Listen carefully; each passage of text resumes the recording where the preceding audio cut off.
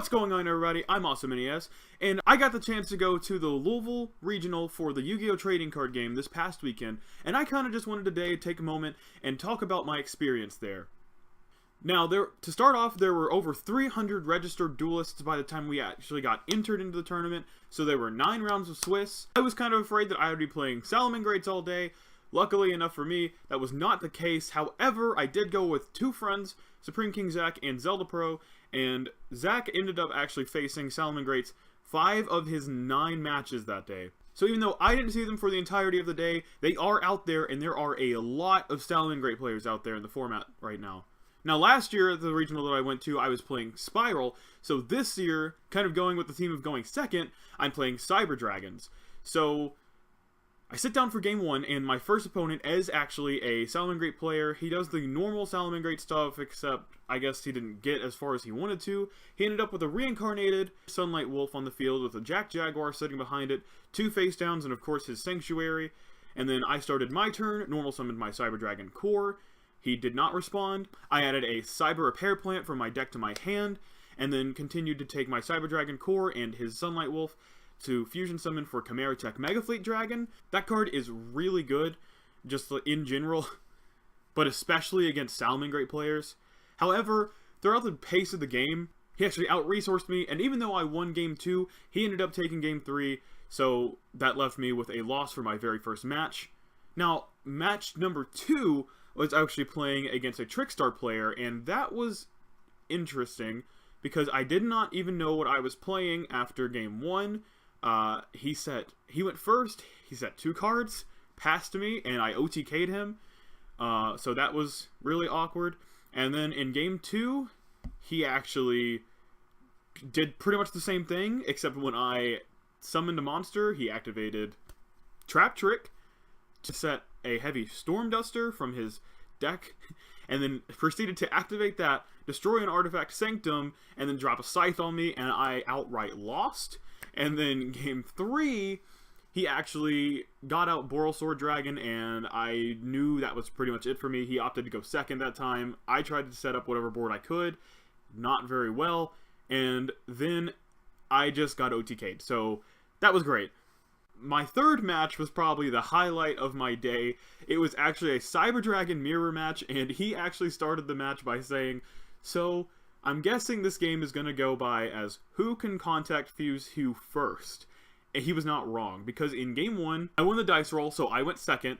I did do the contact fusion stuff, and I proceeded to win that game. Game 2, he chose to go second, and I actually almost won, because when I went first, I actually drew into my Inspector border that I had side decked, normal summon Inspector border, and he passed his first turn. He pretty much could not do anything.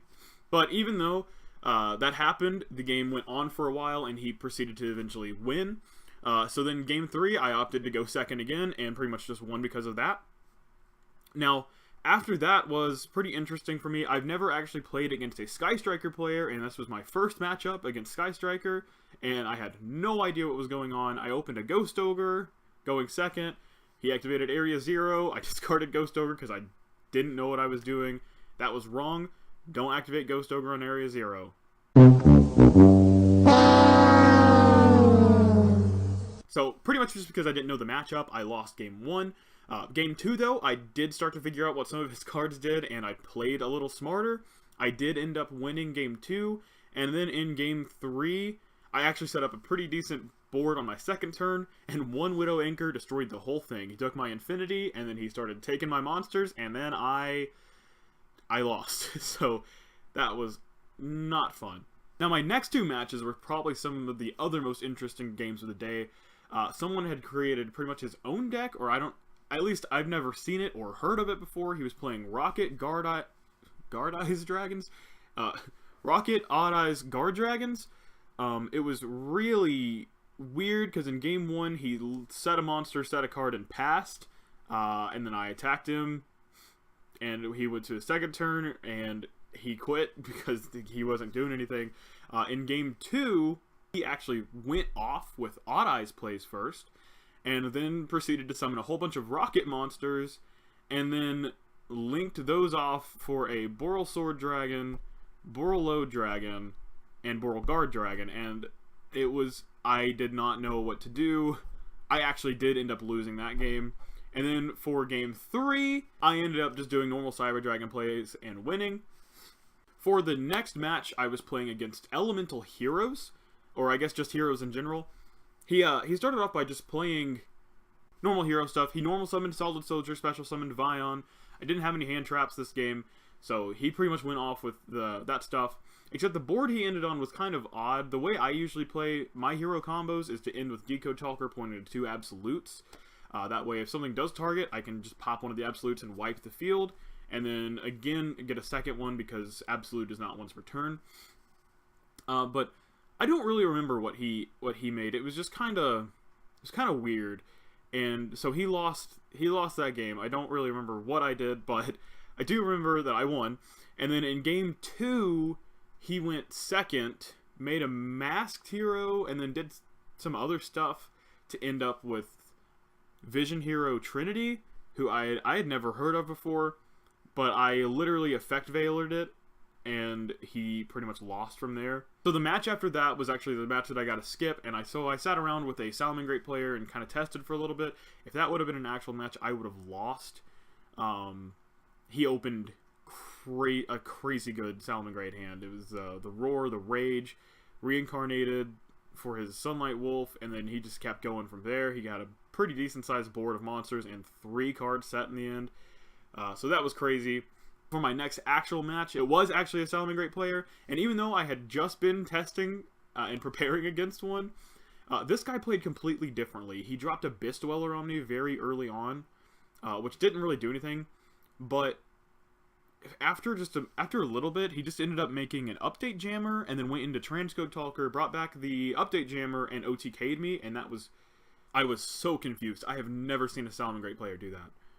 And that, even though that was game 1, we moved on to game 2. I opted to go second, and I just opened four spell cards and a Pankratops.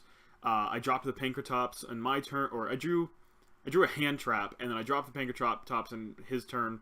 I didn't know what else to do, honestly. It was bad. He activated the Rage, and I tried to chain Pankratops, and he roared that, so I just lost. For my final match, I ran into Danger Orchist, and of course I didn't know what I was playing against first, so I opted to go second after winning the dice roll. And I see him start making his plays, and I just know what's coming. So I got lucky enough that I had my Kaiju in my hand, so I was just like, okay, cool, I can probably make it through this, but the rest of my hand was just garbage. So I was just like, hopefully I can draw a Cyber Dragon monster, and that will fix everything.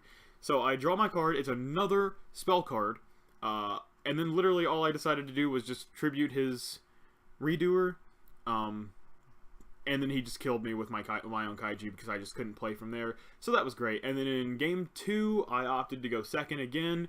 He made his regular plays, and this time I did not have my Kaiju or even a hand trap. So I decided I'm going to activate Cyber Emergency. Activate Cyber Emergency just to add a regular Cyber Dragon to my hand, which is where I made my biggest mistake, because after that, he activates his rank up magic, drops the Azathoth, and I cannot even special summon my Cyber Dragon, so I lost right there. I just went ahead and said, hey man, you got me. I have a Cyber Dragon in my hand and I can't even summon it. So, yeah, that was pretty rough. But overall, I thought the format was actually pretty neat.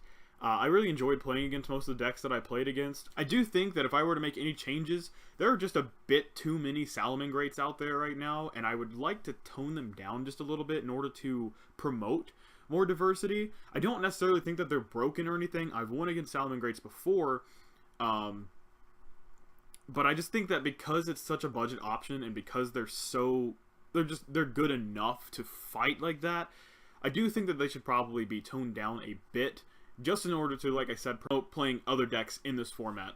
But guys, I plan to have the Cyber Dragon deck profile out pretty soon on this channel, and besides that, just let me know what you think about the format, and I'll see you guys in the next video. Bye!